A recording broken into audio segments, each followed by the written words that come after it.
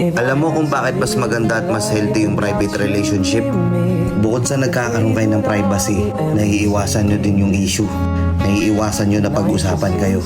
Ano nga ba yung private relationship? Yun yung hindi kanya kailangang i-flex o i-post sa social media porket uso. Na kapag nag-aaway kayo, kailangan magpaparinigan kayo sa social media na marami nakakakita, marami nakakabasa. Private lang. Hindi mahalaga kung hindi kanya i-post, hindi kanya i-story. Simpleng bati lang pag monthsary o anniversary, okay na. Kasi sa mundong napakaraming chismosa, napakaraming taong gusto kayong pag-usapan, mas maganda kung i-private nyo na lang yung relasyon nyo. Basta alam nyo sa sarili nyo na mahal nyo yung isa't isa, hindi kayo nagkakaproblema, mag-away man kayo sa inyo lang. Kasi yung iba, konting away lang magpaparinigan sa social media. Sinisira mo yung image ng partner mo porket galit ka.